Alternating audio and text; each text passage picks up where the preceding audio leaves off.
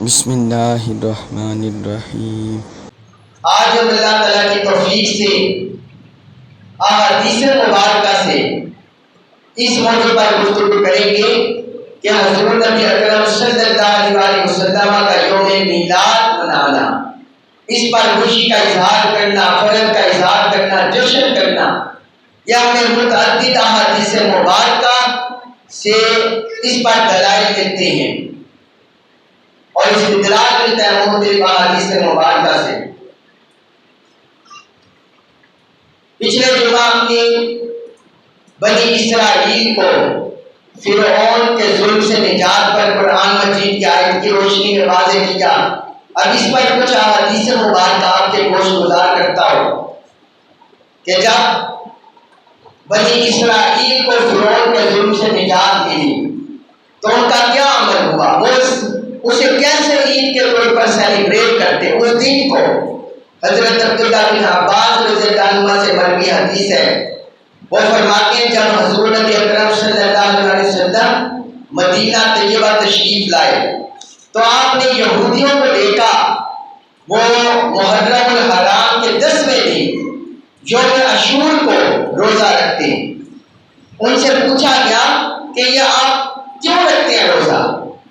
تو وہ کہتے ہیں ھذا اليوم الذی اظفر اللہ فیہ موسیٰ وبنی اسرائیل علی فرعون، کہ یہ وہ دن ہے جس دن اللہ تعالی نے موسیٰ علیہ السلام اور بنی اسرائیل کو فرعون پر فتح و کامرانی عطا کی تھی، فتح و کامرانی عطا کی تھی۔ وَنَحْنُ نَصُومُ تَعْظِيمًا لَهُ، تو وہ جو فتح و کامرانی عطا کی تھی تو اس دن کو ہم اس دن کی تعظیم کرتے ہوئے روزہ رکھتے ہیں، اس دن کی تعظیم کرتے ہوئے روزہ رکھتے ہیں۔ فقال رسول اللہ صلی اللہ علیہ وسلم، رسول اللہ صلی اللہ علیہ وسلم نے فرمایا نحن اولیٰ بموسیٰ منکم ثم امر بصومہ، فرمایا کہ ہم تم سے زیادہ موسیٰ علیہ السلام کے حقدار ہیں، لہذا آپ نے روزہ رکھنے کا حکم دیا۔ یہ صحیح البخاری میں حدیث ہے اور صحیح مسلم میں بھی یہ حدیث ہے۔ آگے دیکھیے، یہودی روزہ رکھ رہے ہیں جس دن حضرت موسیٰ علیہ السلام کو اور بنی اسرائیل کو فرعون پر فتح و کامرانی ملی اور وہ کہتے ہیں ہم اس دن کی تعظیم کرتے ہیں۔ کیا یہودی مسلمان تھے؟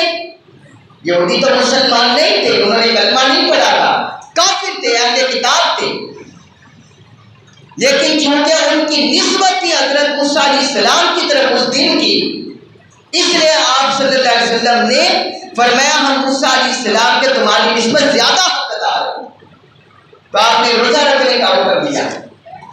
اور ایک حدیث میں لفظ ہے، یہ بھی صحیح مسلم میں صحیح البخاری میں حدیث ہے، وہ یہودی کہنے لگے ھذا یوم عظیم انجی اللہ فیہ موسیٰ وقومہ، یہ بڑا عظیم دن ہے، یوم عاشور ہمارے لیے عظیم دن ہے، بڑا دن ہے ہمارے لیے۔ اس دن اللہ تعالی نے موسیٰ علیہ السلام اور ان کی قوم کو نجات دی، وغرق فرعون وقومہ، اور فرعون اور اس کی قوم کو غرق کر دیا، فرعون اور اس کی قوم کو غرق کر دیا۔ فصام موسیٰ شکرا فنالوا نصیبہ، لہذا حضرت موسیٰ علیہ السلام نے اس دن شکرانے کے طور پر روزہ رکھا، تو ہم بھی اس لیے روزہ رکھتے ہیں، ہم بھی اس لیے روزہ رکھتے ہیں۔ تو رسول اللہ صلی اللہ علیہ وسلم نے فرمایا فَنَحْنُ أَحَقُّ وَأَوْلَىٰ بِمُوسیٰ مِنکُم، ہم موسیٰ علیہ السلام کے تمہاری نسبت زیادہ حقدار ہیں اور زیادہ قریب ہیں، لہذا حضور صلی اللہ علیہ وسلم نے اس دن کا خود بھی روزہ رکھا اور صحابہ کو روزہ رکھنے کا حکم بھی دیا، صحابہ کو روزہ رکھنے کا حکم بھی دیا۔ حالانکہ وہ اہل کتاب ہے، حضور کو نہیں مانتے تھے، حضور پر ایمان نہیں رکھتے تھے، مگر چونکہ وہ حضرت موسیٰ علیہ السلام کی نسبت سے اس دن کی یوم عاشور کی 10ویں محرم کی تعظیم کرتے، شکرانہ ادا کرتے اور روزہ رکھتے، تو حضور نے حضرت موسیٰ علیہ السلام کی نسبت سے اس دن کی قدر کی، اور اس دن کی قدر، عزت، عظمت اپنے صحابہ کو بھی سکھلائی۔ فرمایا خود بھی روزہ رکھا، صحابہ کو بھی حکم دیا، خود بھی روزہ رکھا اور صحابہ کو بھی حکم دیا۔ اب بعض حدیث میں آتا ہے کہ وہ صرف روزہ ہی نہیں رکھتے تھے بلکہ اس دن کو عید کے طور پر مناتے تھے۔ یوم عاشور کو یہودی جیوز عید کے طور پر مناتے تھے، سیلیبریٹ کرتے تھے۔ یہ صحیح مسلم میں حدیث ہے، صحیح بخاری میں حضرت ابو موسیٰ اشعری رضی اللہ عنہ فرماتے ہیں کان یوم عاشورا تعدہ الیہود عیدا، کہ یوم عاشور کو یہودی عید کے طور پر مناتے تھے۔ تو حضور صلی اللہ علیہ وسلم نے صحابہ سے فرمایا تم بھی اس دن روزہ رکھو، تم بھی اس دن روزہ رکھو۔ اور صحیح مسلم میں حدیث ہے، کتاب الصیام میں، اور صحیح بخاری کی یہ جو احادیث ہے یہ کتاب الصوم میں احادیث موجود ہے، اور کتاب الفضائل صحابہ میں بھی موجود ہے، اور کتاب الانبیاء میں بھی۔ صحیح مسلم کے حدیث کے لفظ حضرت ابو موسیٰ اشعری رضی اللہ عنہ سے مروی فرماتے ہیں کان یوم عاشورا یوما تعظمہ الیہود تتخذہ عیدا، کہ یہودی یوم عاشور کو یوم عاشور کی تعظیم کرتے، یوم عاشور کی تعظیم کرتے۔ یہ دیکھیے میں اپنے پاس سے نہیں سنا رہا، یہ صحیح مسلم کی حدیث مبارک ہے، اور جب پچھلی سنائے صحیح بخاری کی۔ قرآن کے بعد جو اہل اسلام کا اجماع ہے سب سے صحیح ترین کتاب حدیث کی کون سی مانی جاتی ہے؟ صحیح البخاری، بخاری شریف، اور اس کے بعد صحیح مسلم، اس کے بعد صحیح مسلم۔ یہ ان کتابوں میں حدیث مروی ہے۔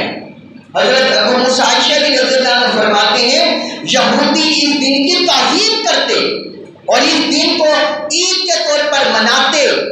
آپ صلی اللہ علیہ وسلم نے منع نہیں کیا اور یہ نہیں اعتراض کیا یہ تو یہودی کرتے ہیں، یہ کون سا کلمہ پڑھ رہے ہیں، یہ کون سا ہمارے پیچھے چل رہے ہیں، یہ کون سا دین اسلام کی تبلیغ کر رہے ہیں۔ چلو حضرت موسیٰ علیہ السلام کو مانتے ہیں، ان کے اندر نبی آئے تھے، رسول آئے تھے۔ آپ نے ایسا نہیں کیا بلکہ صحابہ سے فرمایا صوموا انتم، تم بھی اس دن کی تعظیم کرو روزہ رکھ کر، تم بھی اس دن روزہ رکھو، اس کی تعظیم کرو، تم بھی اس دن روزہ رکھو۔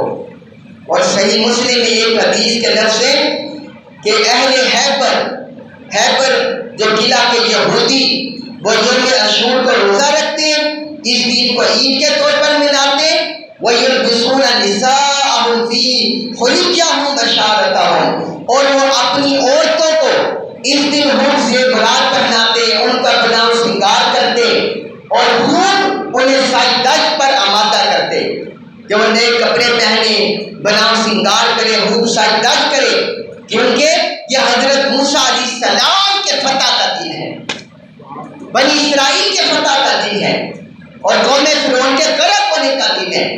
اس طرح سیلیبریٹ کرتے تو رسول اللہ صلی اللہ علیہ وسلم نے جب یہ دیکھا فَصُومُوا أَنْتُمْ، تو فرمایا صحابہ سے کہ تم بھی اس دن روزہ رکھو۔ صحیح مسلم حدیث کتاب الصیام میں، اور امام نسائی کا سنن الکبریٰ میں بھی ہے، امام طحاوی کی شرح معانی الاثار میں بھی ہے یہ حدیث مبارکہ جو آپ کے گوش گزار کی۔ تو حضرات گرامی قدر، یہاں سے آپ کو بتانا یہ مقصود ہے کہ یہودی اس دن کو عید کے طور پر کس لیے مناتے، کہ اس دن اللہ تعالیٰ نے بنی اسرائیل کو فرعون کے ظلم سے نجات دی تھی، فرعون کے جبر سے نجات دی تھی۔ فرعون جو ان پر طرح طرح کے ظلم و ستم کر رہا تھا، انہیں غلام بنایا ہوا تھا، ان کے بچوں کو ذبح کرتا تھا، تو اس ظلم سے اللہ تعالیٰ نے بنی اسرائیل کو نجات دی، حضرت موسیٰ علیہ السلام کو فتح یابی سے نوازا۔ بس اس شکرانے کے طور پر اور تعظیم کے طور پر یہودی اس دن کو عید کے طور پر مناتے اور اس دن روزہ رکھتے، اس کا شکرانہ بجا لاتے۔ یہ تو ایک بنی اسرائیل پر نعمت تھی، کس پر؟ بنی اسرائیل پر نعمت تھی۔ اور جب آقا علیہ السلام کی آمد ہوئی، جب حضور کی تشریف آوری ہوئی، حضور کی تشریف آوری صرف امت محمد کی طرف نہیں ہوئی. کیا حضور صرف ہماری طرف آئے؟ کیا حضور صرف عرب کے رہنے والوں کی طرف آئے؟ کیا حضور صرف عجم کے رہنے والوں کی طرف نہیں آئے؟ قرآن نے فرمایا قل یا ایھا الناس انی رسول اللہ الیکم جمیعا، اے حبیب آپ فرما دیں اے لوگوں روئے زمین پر جتنے انسان بستے ہیں میں تم سب کی طرف اللہ کا رسول بن کر آیا. اور بنی اسرائیل کو صرف فرعون کے ظلم سے نجات ملی تھی، غضب سے نجات ملی تھی. جب حضور کی آمد ہوئی، حضور کی بعثت ہوئی، پوری انسانیت کو ظلم سے نجات مل گئی، پوری انسانیت کو جہالت سے نجات مل گئی، پوری انسانیت کو بدامنی سے نجات مل گئی، پوری انسانیت کو لاقانونیت سے نجات مل گئی، پوری انسانیت کو اللہ اور اللہ کے رسول کی معرفت مل گئی.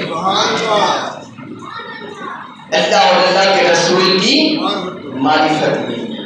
ساری انسانیت کو، ساری انسانیت تو جب حضرت موسیٰ علیہ السلام کو ایک دن کی فتح سے بنی اسرائیل ہر سال یوم عاشور کو عید کے طور پر مناتے ہیں اور اس دن روزہ رکھ کر مناتے ہیں، اس دن روزہ رکھ کر مناتے ہیں.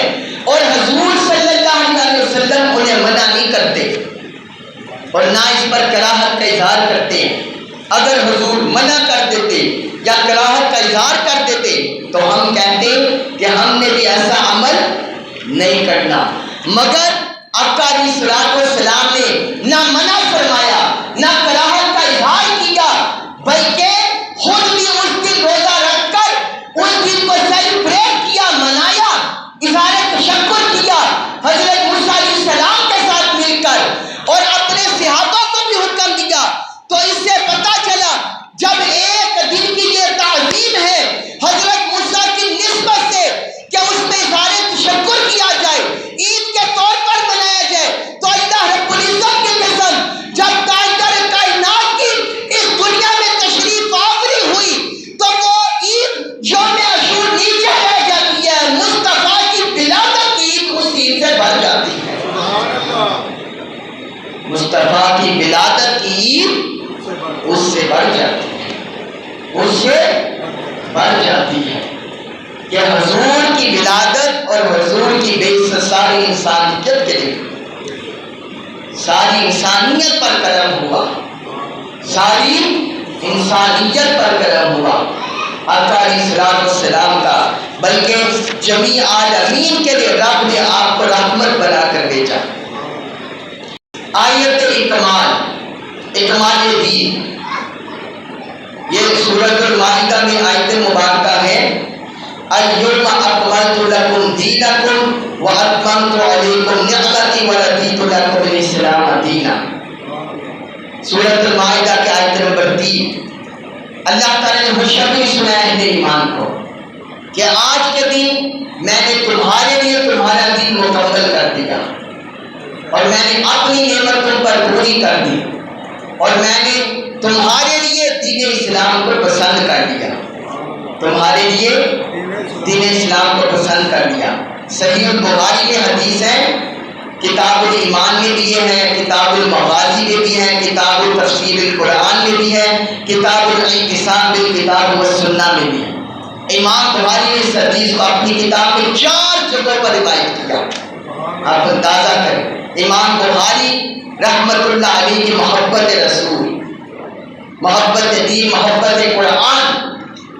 اور صحیح مسلم میں بھی یہ حدیث ہے، کتاب التفسیر میں، سنن ترمذی میں بھی ہے. حضرت عمر بن خطاب سیدنا عمر فاروق رضی اللہ عنہ سے مروی حدیث ہے، ایک یہودی شخص ان سے ملا، ان سے مل کر کہنے لگا اے امیر المؤمنین، آپ کی کتاب میں ایک ایسی آیت مبارکہ ہے جسے آپ تلاوت کرتے ہیں، جسے آپ پڑھتے ہیں، اگر وہ آیت ہم یہودیوں پر اترتی تو ہم اس دن کو عید کے طور پر مناتے، ہم اس دن کو عید کے طور پر مناتے. انہوں نے پوچھا وہ کون سی آیت ہے؟ کہنے لگے الیوم اکملت لکم دینکم واتممت علیکم نعمتی ورضیت لکم الاسلام دینا. یہ آیت مبارکہ آیت کمال دین، اتمام نعمت اور رضا دین، یہ والی آیت. حضرت عمر رضی اللہ عنہ نے فرمایا ہم اس دن کو پہچانتے ہیں، ہم اس دن کو پہچانتے ہیں اور اس جگہ کو بھی جانتے ہیں جہاں یہ آیت مبارکہ حضور پر اتری. اس دن کو بھی پہچانتے ہیں اور اس جگہ کو بھی پہچانتے ہیں جہاں یہ آیت مبارکہ نبی کریم صلی اللہ علیہ وسلم پر اتری. وَهُوَ قَائِمٌ بِعَرَفَةَ يَوْمَ الْجُمْعَةِ، اور یہ آیت مبارکہ حضور صلی اللہ علیہ وسلم پر عرفات کے میدان میں اتری تھی، میدان عرفات میں، اور جمعہ کے دن اتری تھی. میدان عرفات میں جمعہ کے دن اتری تھی.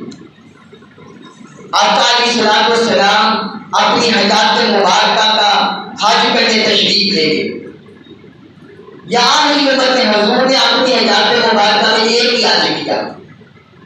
آخری عمر مبارک میں 10 ذوالحجہ کو، 10 ہجری کو آپ حج کرنے تشریف لے گئے.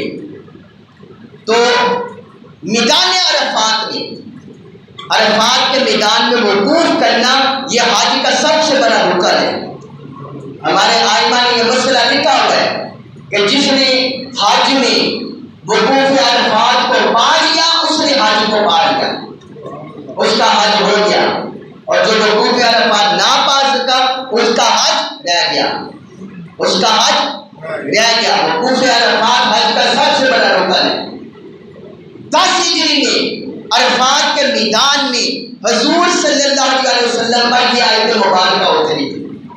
الیوم اکملت لکم دینکم واتممت علیکم نعمتی ورضیت لکم الاسلام دینا. اب یہودی نے پوچھا تھا کہ اگر یہ آیت ہم پر اترتی ہم اس دن پر عید بنا لیتے.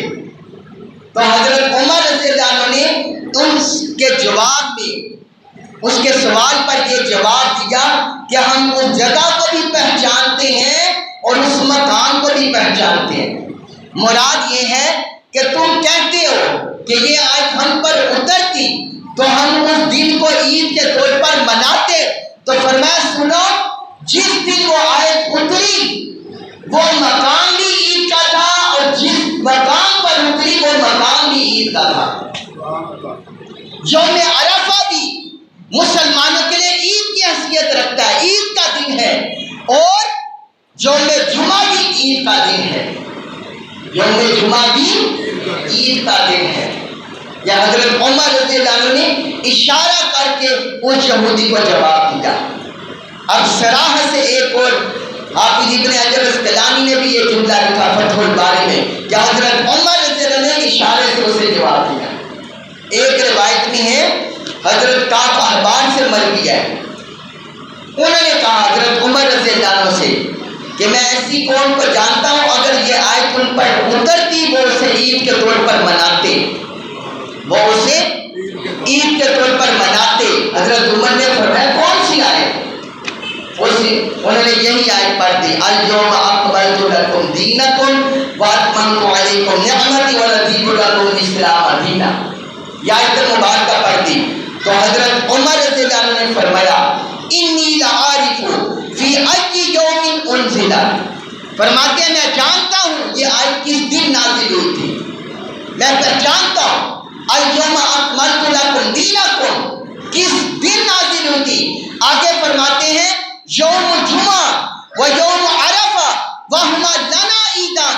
فرمایا اے یہودی سنو، تم کہتے ہو کہ جس دن یہ آیت اترتی ہم اس دن کو عید کے طور پر مناتے. سنو، جس دن ہم پر یہ آیت اتری وہ ہمارے لیے 2 عیدیں تھی. یوم عرفہ بھی ہمارے لیے عید تھا، یوم جمعہ بھی ہمارے لیے عید تھا.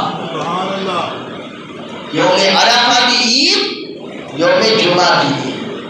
حضرت عمر رضی اللہ عنہ نے جواب دیا. امام طبرانی کی المعجم الاوسط میں یہ حدیث ہے اور حافظ ابن کثیر کی تفسیر القرآن العظیم میں بھی انہوں نے روایت کی تخریج کیا ہے. پھر حضرت عمار بن ابی عمار رضی اللہ عنہ سے سن کے ایک دفعہ حضرت عبداللہ بن عباس رضی اللہ عنہ نے یہ آیت مبارکہ تلاوت کی. یہی آیت مبارکہ سورۃ المائدہ کی آیت نمبر 3 الیوم اکملت لکم دینکم واتممت علیکم نعمتی ورضیت لکم الاسلام دینا.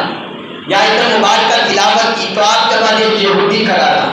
اس نے کہا لو انزلت هذه علینا لاتخذنا یومها عیدا. اگر یہ آیت ہم پر اترتی تو ہم اس دن کو عید کے طور پر بناتے. حضرت عبداللہ بن عباس جو مفسر قرآن ہے، اس امت کے عالم ہیں، امت کے بہت بڑے عالم ہیں، جن کے لیے حضور صلی اللہ علیہ وسلم نے حضور سے دعا فرمائی، یاد ہے کہ قرآن کا علم سکھاتے. وہ عالم دین، وہ مفسر قرآن حضور کے صحابہ میں سے، کہ جب یہ آیت اتری ان سے سوال ہوا تو انہوں نے آگے فرمایا، حضرت عبداللہ بن عباس رضی اللہ عنہ نے فرمایا فَإِنَّهَا نَزَلَتْ فِي يَوْمِ عِيدَيْنِ فِي يَوْمِ الْجُمُعَةِ وَيَوْمِ عَرَفَةِ.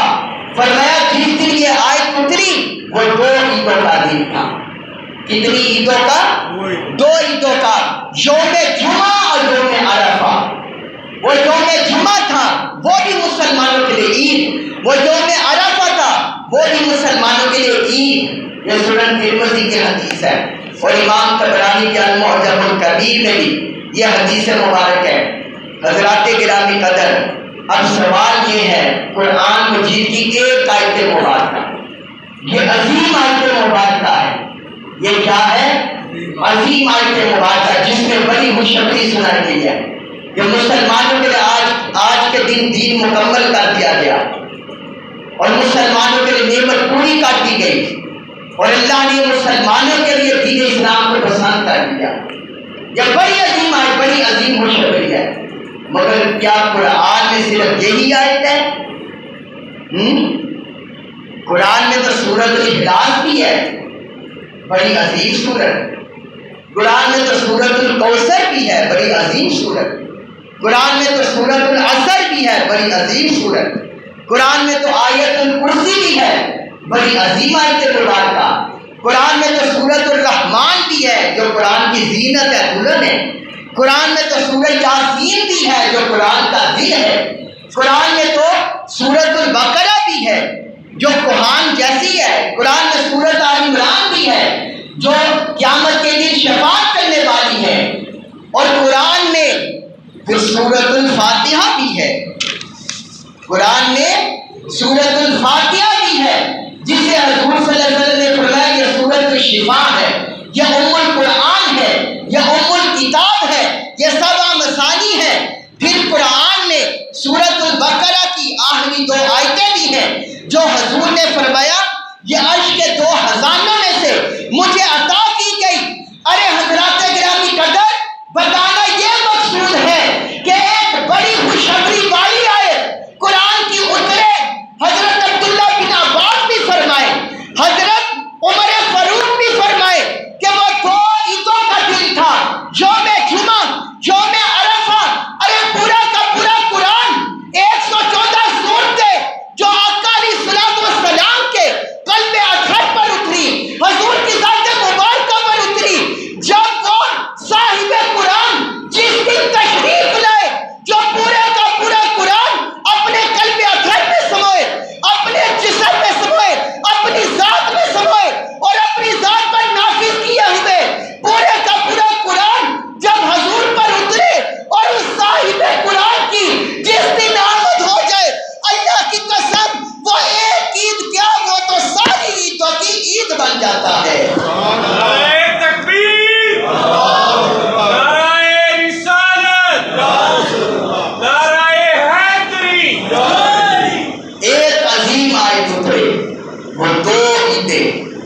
مسلمانوں کے لیے 2 عیدیں اور جس ذات پر پورا قرآن اترے ان کی آمد ہو جائے، ان کی ولادت ہو جائے، ان کی بعثت ہو جائے، اس دن کی عظمت اور شان کا کیا عدد ہوگا. وہ دن تو عید الاعیاد ہے، عید الاعیاد، عیدوں کی عید. کس کی؟ عیدوں کی عید، وہ دن تو عیدوں کی عید ہے، وہ دن تو عیدوں کی عید ہے۔ اور آپ دیکھیے کہ آقا علیہ الصلوۃ والسلام نے خود بھی اپنے دن کو سیلیبریٹ کیا، مگر اپنے مقام اور منصب کے لحاظ سے خود بھی خوشی منائی۔ حضور صلی اللہ علیہ وسلم، صحیح مسلم میں روایت ہے، حضور سے عرض کیا گیا یا رسول اللہ پیر کے دن روزہ رکھتے ہیں، اس کی وجہ کو ارشاد فرمائیے۔ حضور نے فرمایا ذاک یوم ولدت فی و یوم بعثت و انزل علیک فی، فرمایا یہ وہ دن ہے پیر کا دن جس دن میری ولادت ہوئی، جس دن میری ولادت ہوئی، یا اور فرمایا یہ وہ دن ہے جس دن میری بعثت ہوئی، میری ولادت بھی ہوئی، میری بعثت بھی ہوئی، مجھ پر وحی کا آغاز ہوا۔ یہ پیر کا دن وہ ہے، صحیح مسلم میں یہ حدیث ہے۔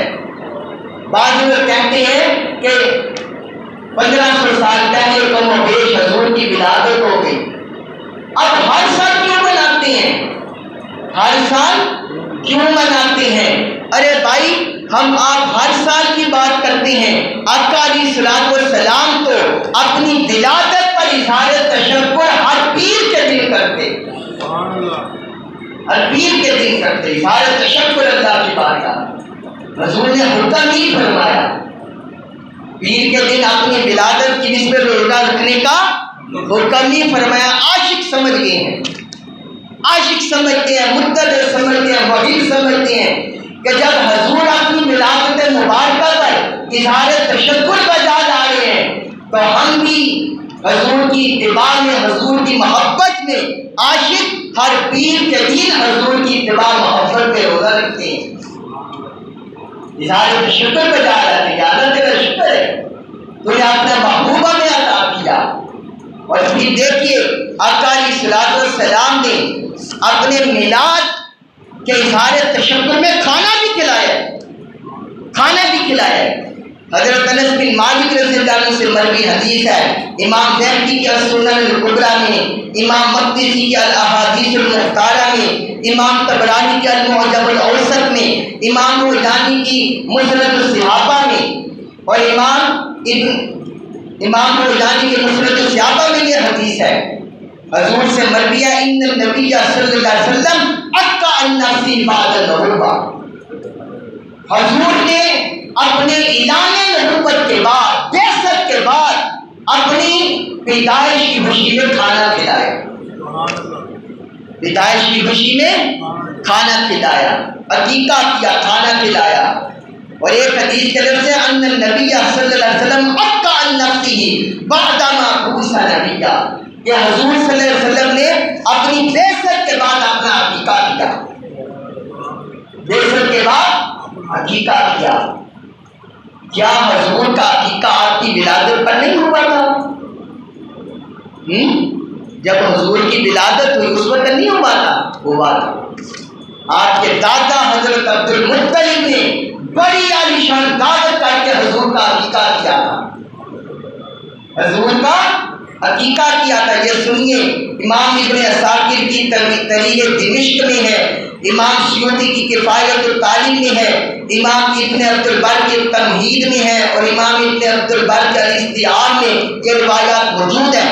وہ لکھتے ہیں عبداللہ بن عباس رضی اللہ عنہما وہ فرماتے ہیں لما ولد النبی صلی اللہ علیہ وسلم اقطع عنہ عبد المطلب بقبضہ، کہ جب حضور کی ولادت ہوئی آپ کے دادا جن حضرت عبد المطلب نے ایک مینڈا ذبح کر کے آپ کا عقیقہ کیا۔ اور دوسری روایت کے لفظ ہے ان عبد المطلب جعل له معتبہ یوم السابعہ، کہ حضرت عبد المطلب نے حضور کی پیدائش کے 7ویں دن بہت عالیشان دعوت کی، عقیقہ کیا آپ کا۔ امام جلال الدین سیوطی اس پر فرماتے ہیں ان روایات کو ملحوظ رکھ کر، وہ کہتے ہیں عقیقہ تو دوسری بار نہیں ہوتا، عقیقہ تو 2 بار نہیں ہوتا، ایک بار یہ عقیقہ ہوتا ہے، دوسری بار تو عقیقہ نہیں ہوتا۔ فرماتے ہیں کہ یہ آقا علیہ الصلوۃ والسلام نے یہ جو کیا ہے فعلہ النبی صلی اللہ علیہ وسلم اظہارا للشکر علی ایجاد اللہ تعالی رحمت للعالمین و تشریفا لامتہ کہ حضور نے یہ جو کھانا کھلایا یہ اس وجہ سے کیا اللہ کی بارگاہ میں شکرانہ ادا کیا، یا اللہ تیرا شکر ہے کہ تو نے مجھے رحمت للعالمین کا منصب عطا کیا اور میری امت کی طرف مجھے مبعوث کیا۔ تو جو آقا علیہ الصلوۃ والسلام نے کھانا کھلایا دراصل اپنی ولادت اور بعثت کے اظہار تشکر میں کھانا کھلایا، اپنی ولادت اور بعثت کے اظہار تشکر میں کھانا کھلایا۔ حقیقت تو آپ کا 7ویں دن آپ کی ولادت کے ہو چکا تھا، 7ویں دن ہو چکا تھا۔ پھر امام جلال الدین سیوطی رحمۃ اللہ علیہ اس کے آگے فرماتے ہیں بس ہمارے لیے بھی مستحب ہے کہ جب حضور نے شکرانہ ادا کیا تو ہمارے لیے بھی مستحب ہے کہ حضور کے میلاد کے دن اپنے بھائیوں کو اکٹھا کریں، اہل ایمان کو، اہل اسلام کو اکٹھا کریں، انہیں کھانا کھلائیں، اور جو مختلف طریقے ہیں اللہ کی بارگاہ میں قربت پانے کے لیے اور خوش ہونے کے لیے وہ سارے طریقے شریعت کی حدود میں ہم بھی اختیار کریں، شریعت کی حدود میں ہم بھی وہ طریقے اختیار کریں کہ اللہ کی بارگاہ میں اظہار تشکر ہو۔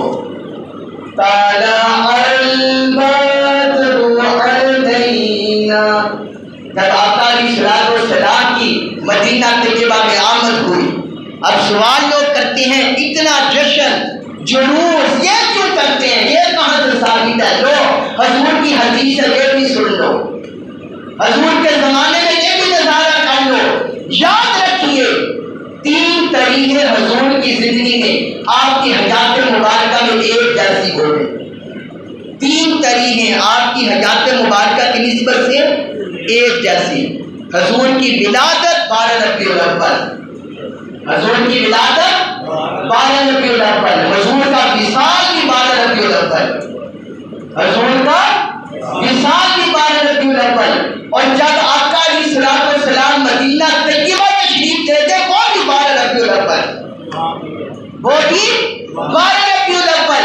لوگ پوچھتے ہیں یہ جشن کہاں ہے، جلوس کہاں ہے، نعرے بازیاں کہاں ہیں؟ صحیح مسلم کی حدیث پڑھیے کہ جب 12 ربیع الاول کو آقا علیہ السلام کی مدینہ طیبہ آمد ہوئی، نوجوان باہر آ گئے، بزرگ باہر آ گئے، جوان باہر آ گئے، بچے باہر آ گئے، اور چھوٹی چھوٹی بچیاں وہ بھی گھروں سے باہر نکل آئی جلوس کی شکل میں، اور پردہ دار خواتین اپنے گھروں کی چھتوں پر چڑھ گئی، بزرگ بھی اپنی گھروں کی چھتوں پر چڑھ گئے، نوجوان لڑکے وہ بھی حضور کے میلاد میں جلوس میں آ گئے۔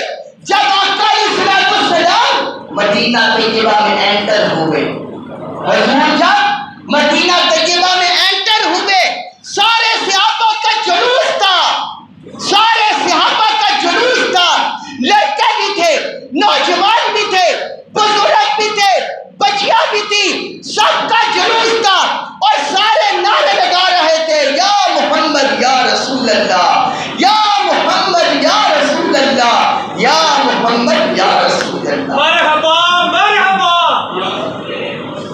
مرحبا مرحبا آمد مصطفیٰ، مرحبا مرحبا۔ اور چھوٹی بچیاں کیا پڑھ رہی تھی؟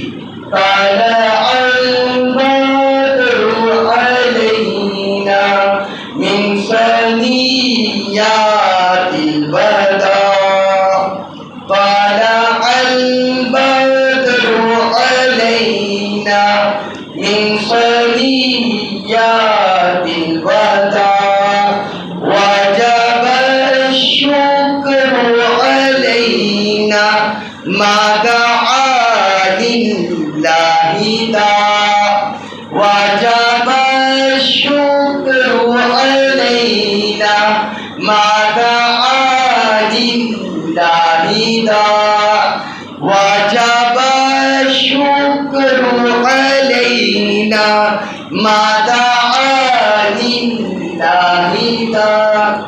تو کیا ہم پر شکرانہ واجب نہیں؟ صرف حضور کے دور کے صحابہ پر ہی واجب تھا؟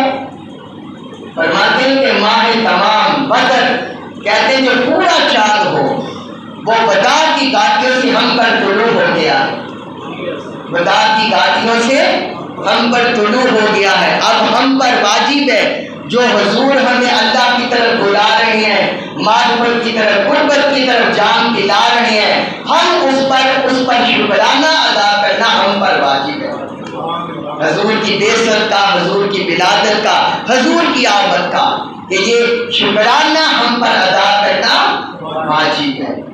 بعض لوگ ایک سوال کا جواب دے کے بات ختم کرتے ہیں، بعض لوگ اس دن سوگ کی طرح حالت بنا لیتے ہیں، کہتے ہیں جی صحابہ کرام جب حضور کا وصال ہوا بڑے سوگ غم میں تھے۔ ہم مانتے ہیں صحابہ کرام غم میں تھے، سوگ میں تھے، کتنے کتنے مہینے رہے، اور سیدہ کائنات فاطمہ الزہرا سلام علیہا ان کا وصال حضور کے خلاف میں ہوا۔ یہ بہت سی روایات سے حدیث سے اگر پتہ چلتا ہے ان کا خلاف ہوا، مگر بتلائیے سوگ کے دن کتنے دن مقرر ہیں؟ اللہ کے رسول نے کتنے دن مقرر کیے؟ 3 دن۔ اور کیا اظہار مسرت کی پابندی لگائی؟ بتائیں نا ذرا، خوشی کے دن کی پابندی لگائی؟ نہیں لگائی۔ اور صحابہ کرام کا جو غم تھا، خلاف تھا، وہ فطری غم تھا۔ ہمارے گھر میں کوئی ہمارا قریبی فوت ہو جائے، شریعت میں غم کے دن پر 3 دن ہے، کوئی قریبی ہمارا فوت ہو جائے، ہماری والدہ، ہمارا والد، ہمارا بھائی، ہمارا بیٹا، ہمارا بیٹی، شریعت نے فرمایا 3 دن سو گئے، تو کیا والدہ کے دل سے اولاد کا کام جاتا ہے؟ نہیں جاتا۔